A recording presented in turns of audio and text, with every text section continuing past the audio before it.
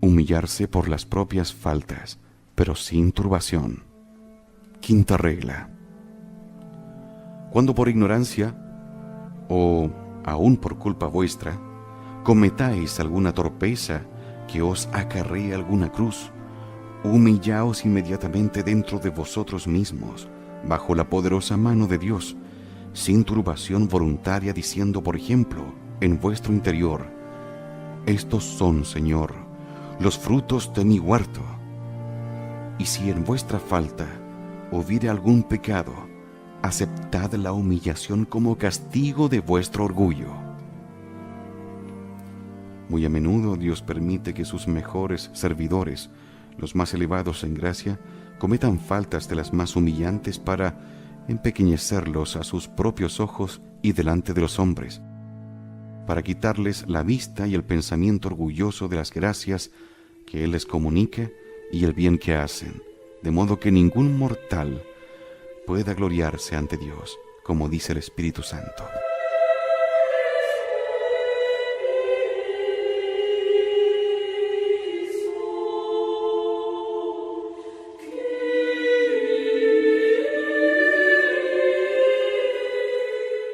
Dios nos humilla para purificarnos. Sexta regla. Tened la plena seguridad de que cuanto hay en nosotros se halla completamente corrompido por el pecado de Adán y por nuestros pecados actuales. No solo los sentidos del cuerpo, sino también todas las potencias del alma. Por eso, cuando nuestro espíritu corrompido mira algún don de Dios en nosotros, pensando en él y saboreándolo, ese don, esa acción, esa gracia se manchan y corrompen totalmente, y Dios aparta de ella su divina mirada. Si ya las miradas y pensamientos humanos echan a perder así las mejores acciones y los dones más excelentes, ¿qué diremos de los actos de la voluntad propia, aún más corrompidos que los actos del entendimiento?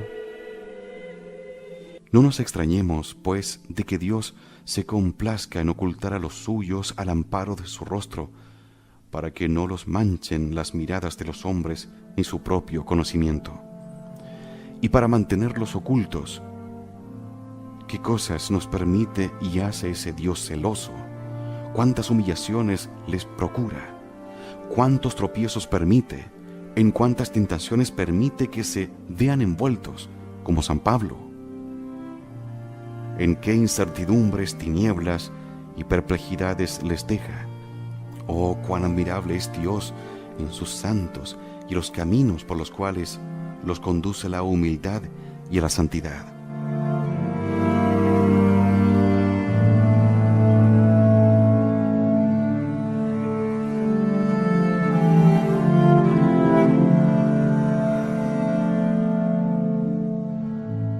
Evitar los engaños del orgullo.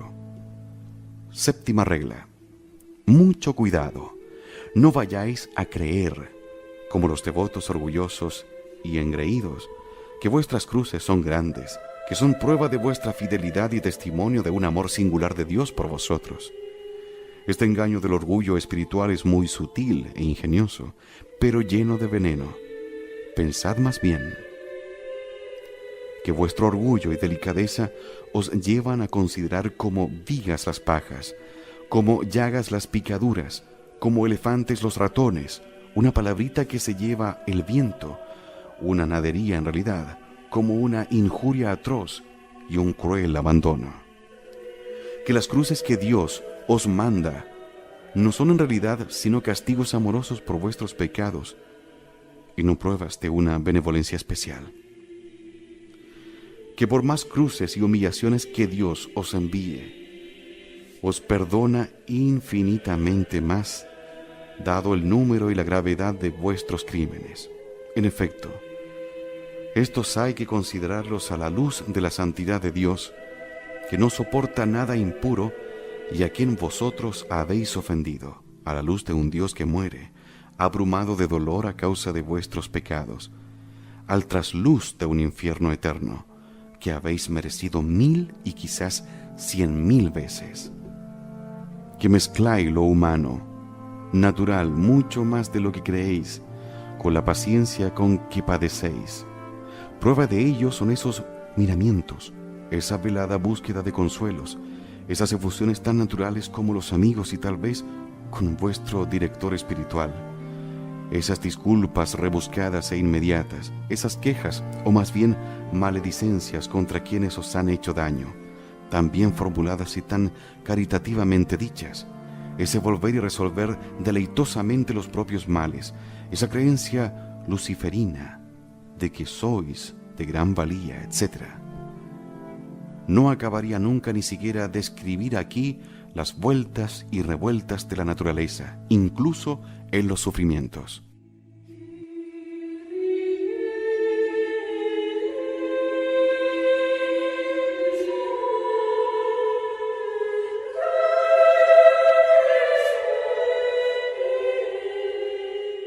Aprovechad los sufrimientos pequeños más aún que los grandes. Dios no repara tanto en lo que se sufre cuando en cómo se sufre. Sufrir mucho, pero mal, es sufrir como condenados.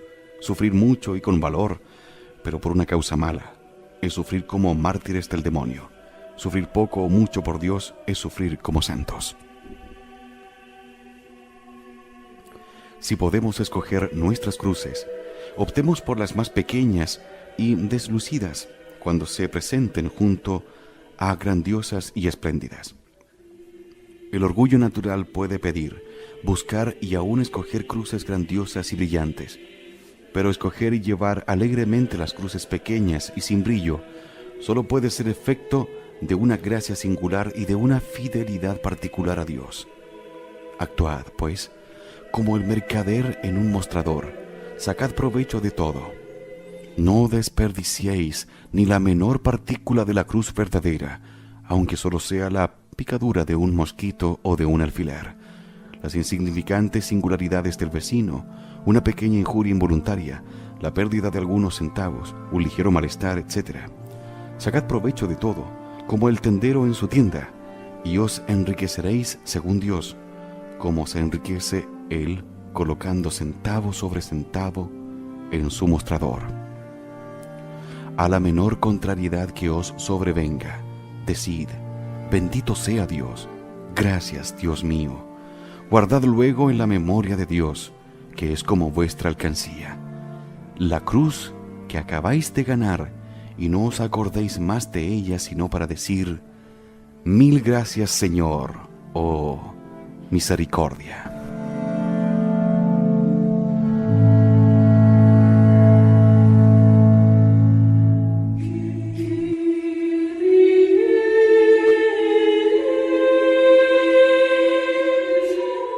Amar la cruz con amor sobrenatural.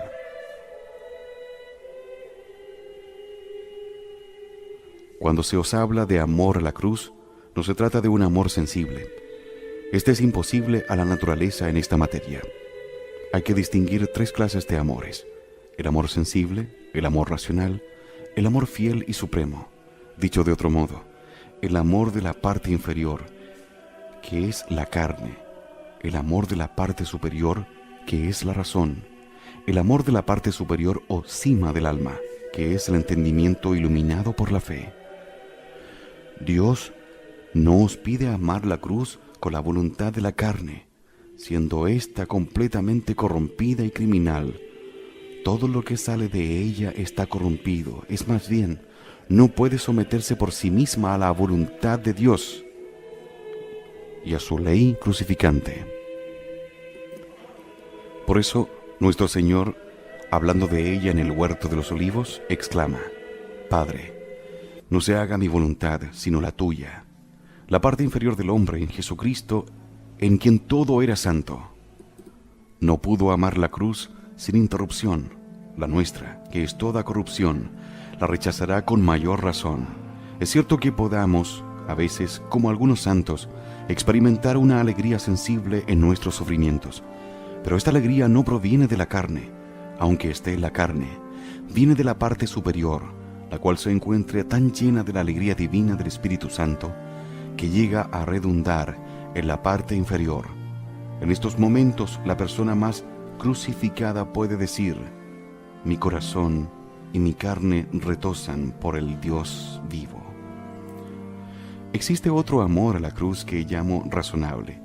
Radica en la parte superior, que es la razón. Es un amor totalmente espiritual. Nace del conocimiento de la felicidad que hay en sufrir por Dios. Por eso es perceptible y aún es percibido por el alma, a la que alegra y fortalece interiormente.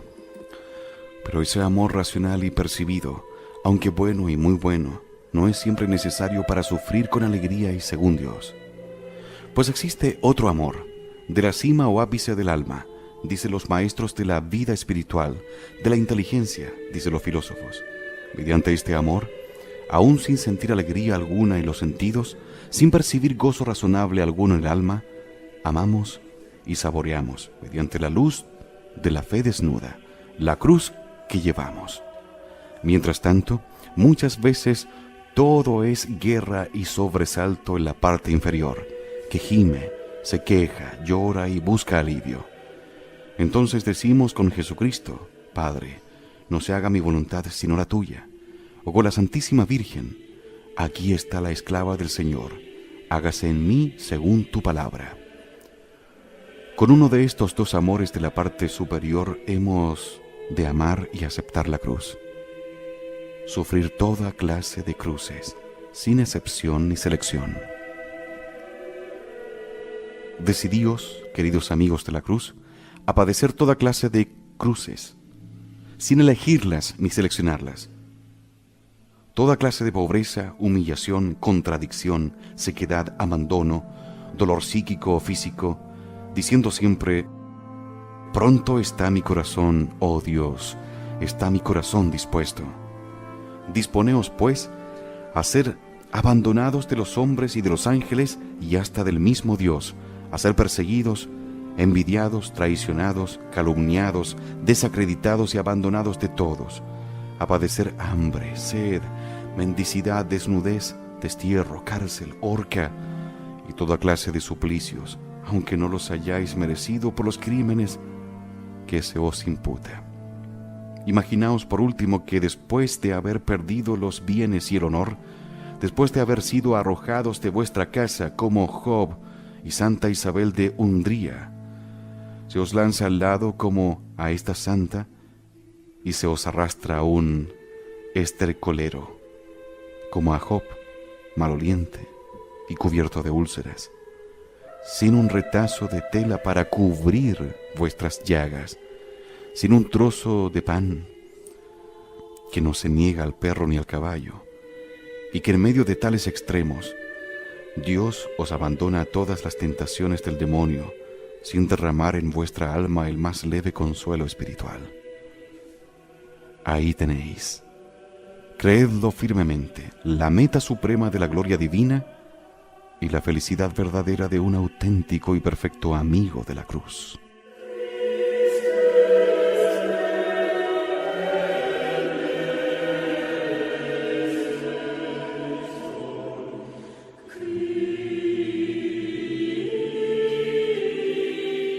Cuatro motivos para sufrir como se debe. Para animaros a sufrir como se debe, acostumbraros a considerar estas cuatro cosas. La mirada de Dios. En primer lugar, la mirada de Dios, como un gran rey, desde lo alto de una torre, contempla a sus soldados en medio de la pelea, complacido y alabando su valor. ¿Qué contempla Dios sobre la tierra? ¿A los reyes y emperadores en sus tronos? A menudo los mira con desprecio. Mira las grandes victorias de los ejércitos del Estado, las piedras preciosas, en una palabra, las cosas que los hombres consideran grandes. Lo que es grande para los hombres es abominable ante Dios. Entonces, ¿qué es lo que mira con gozo y complacencia, pidiendo noticias de ello a los ángeles y a los mismos demonios? Dios mira al hombre que lucha por él contra la fortuna, el mundo, el infierno y contra sí mismo, al hombre que lleva la cruz con alegría. ¿Has reparado sobre la tierra en una maravilla tan grande que el cielo entero la contempla con admiración? Dice el Señor a Satanás: ¿te has fijado en mi siervo Job, que sufre por mí?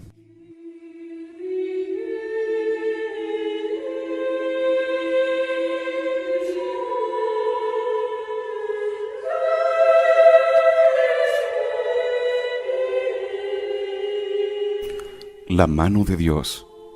En segundo lugar, considerad la mano de este poderoso Señor. Permite todo el mal que nos sobreviene a la naturaleza, desde el más grande hasta el más pequeño. La misma mano que aniquiló a un ejército de 100,000 hombres hace caer la hoja del árbol, la mano que con tanta dureza hirió a Job, os roza con esa pequeña contrariedad. Con la misma mano hace el día y la noche, la luz y las tinieblas, el bien y el mal. Permitió los pecados que os inquietan. No fue el autor de la malicia, pero permitió la acción. Así pues, cuando os encontréis con un semeí que os injuria, os tira piedras como al rey David, decid interiormente: no nos venguemos, dejémosle actuar, pues lo ha mandado el Señor. Reconozco que tengo merecido toda esta clase de ultrajes y que Dios me castiga con justicia. Detente, brazo mío, refrénate, lengua mía. No hieras, no hables. Ese hombre o esa mujer que me dicen o infieren injurias son embajadores de Dios. Vienen enviados por su misericordia para vengarse amistosamente de mí. No irritemos su justicia, usurpando los derechos de su venganza. No menospreciemos su misericordia, resistiendo a sus amorosos golpes. No sea que, para vengarse, nos remita a la estricta justicia de la eternidad.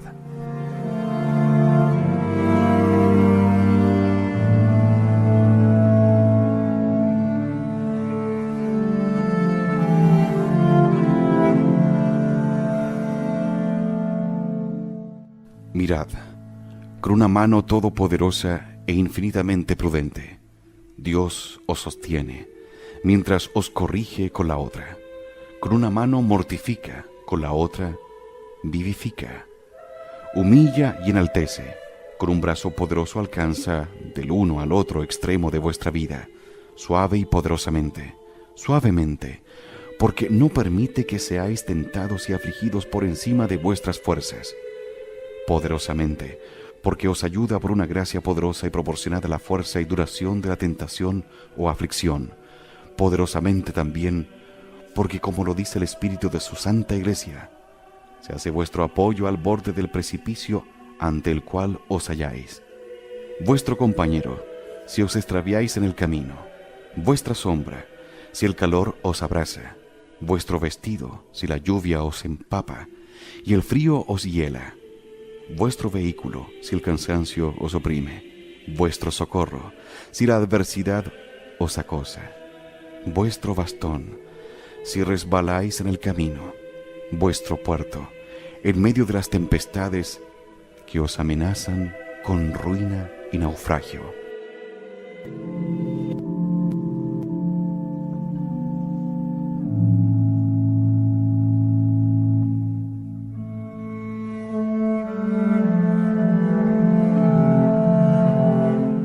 Las llagas y los dolores de Jesús crucificado. En tercer lugar, contemplad las llagas y los dolores de Jesucristo crucificado. Él mismo os dice: vosotros, los que pasáis por el camino lleno de espinas y cruces por el que yo he transitado, mirad, fijaos, mirad con los ojos corporales y ved con los ojos de la contemplación si vuestra pobreza y desnudez, vuestros menosprecios, dolores y desamparos son comparables con los míos.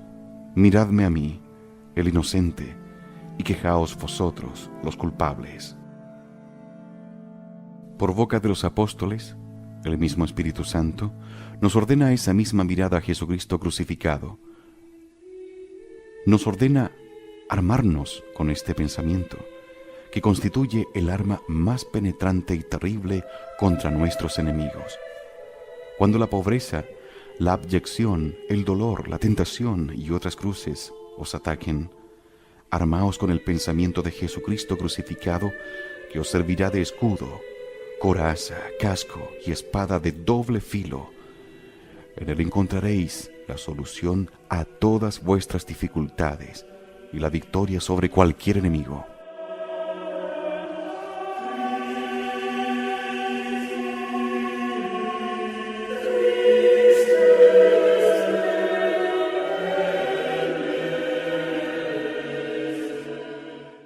arriba, el cielo; abajo, el infierno. En cuarto lugar, mirad en el cielo la hermosa corona que os aguarda, con tal que llevéis debidamente vuestra cruz. Esta recompensa sostuvo a los patriarcas y profetas en su fe y persecuciones. Animó a los apóstoles y mártires en sus trabajos y tormentos. Los patriarcas decían con Moisés: preferimos ser afligidos con el pueblo de Dios para ser felices con Él eternamente, a disfrutar de las ventajas pasajeras del pecado. Los profetas decían con David: sufrimos grandes afrentas a causa de la recompensa. Los apóstoles y mártires decían con San Pablo: somos como víctimas condenadas a muerte, como un espectáculo para el mundo, para los ángeles y para los hombres, por nuestros padecimientos, como desecho y anatema del mundo, a causa del peso eterno de gloria incalculable que nos prepara la momentánea y ligera tribulación. Miremos por encima de nosotros a los ángeles que nos gritan: cuidado con perder la corona destinada a recompensar la cruz que os ha tocado, con tal que la llevéis como se debe. Si no la lleváis debidamente, otro lo hará y se llevará vuestra corona. Luchad con valentía, sufrid con paciencia, nos dicen todos los santos, y recibiréis un reino eterno.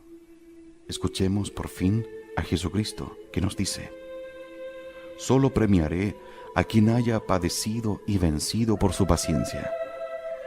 Miremos abajo el sitio que merecemos.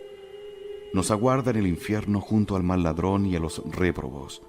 Si nuestro padecer, como el suyo, va acompañado de murmuraciones, despecho y venganza. Exclamemos con San Agustín: quema, Señor, corta. Quema, Señor, corta, poda, divide en esta vida un castigo de mis pecados, con tal que me perdones en la eternidad.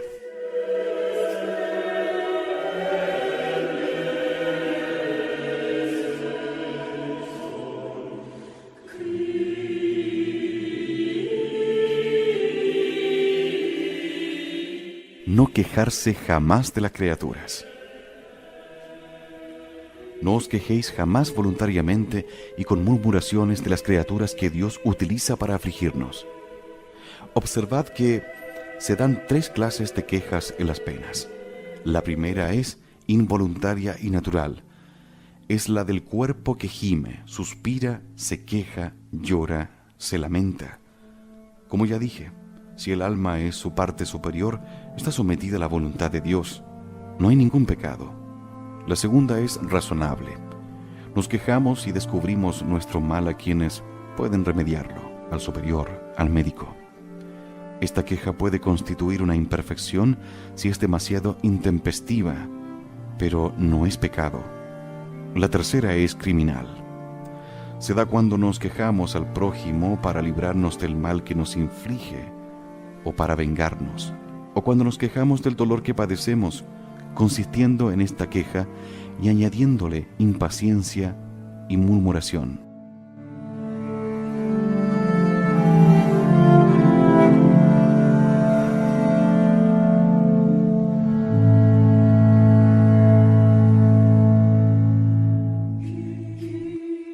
No recibáis nunca la cruz sin besarla humilladamente con agradecimiento. Si Dios, en su bondad, os regala alguna cruz, algo importante, dadle gracias de una manera especial y pedid a otros que hagan lo mismo. A ejemplo de aquella pobre mujer que, habiendo perdido todos sus bienes a causa de un pleito injusto, con la única moneda que le quedaba, mandó inmediatamente celebrar una misa para agradecer a Dios la buena suerte que había tenido.